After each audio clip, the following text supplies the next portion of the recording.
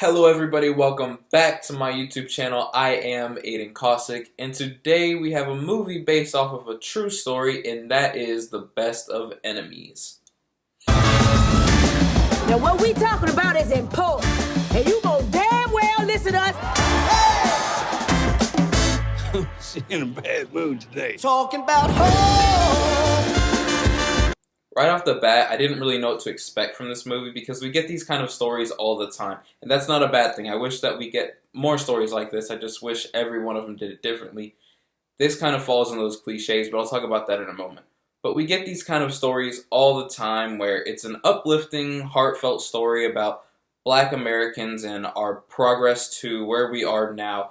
If some people even want to call that progress, that's a completely different discussion in itself, which I don't feel like getting into right now. But you never really know what to expect. You could get the best movie ever made, Oscar-worthy, or you could just get something that's kind of or something even worse than that.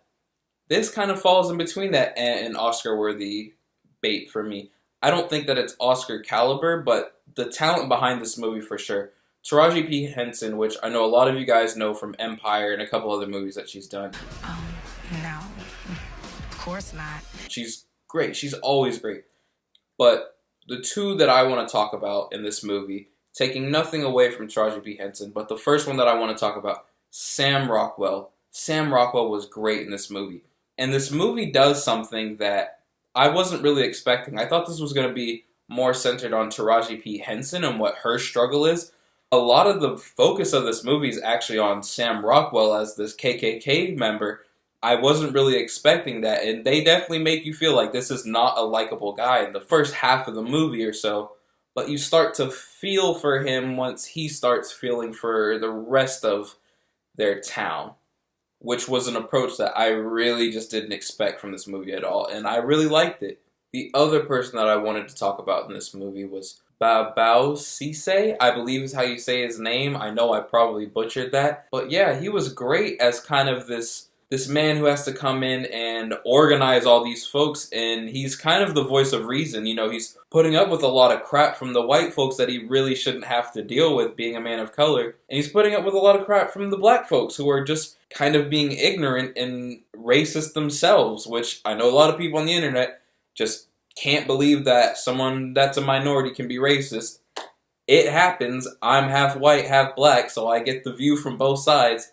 Both sides can be equally screwed, but like I said, that is a topic for another time and a different kind of YouTube channel. But I thought that he was great. Every scene that he was in, I was always really interested to know what he was doing in the movie. The only kind of downsides that I can find in this movie, because the acting is just superior. The acting is great all over the movie. But when there's a lot of in-between time with what's going on with these subplots between all the townsfolk, you just kind of find yourself tapping your watch and trying to see what time it was. I checked my watch at the 45-minute mark because I thought I had been sitting in this thing for an hour and a half.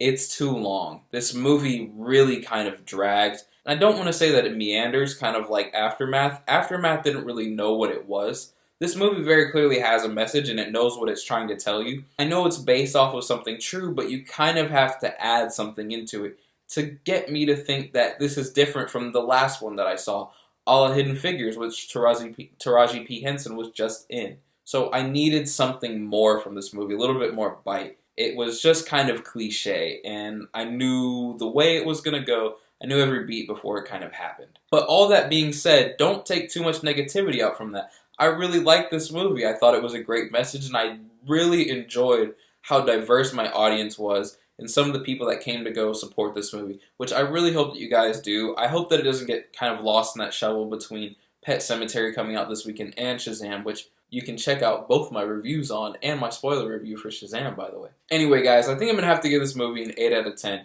Strong message, really great acting, just suffered from a long length. Thank you guys so much for watching. Please be sure to subscribe, like, comment below. What did you guys think about this movie? Are you interested in seeing the movie? Did you see the movie?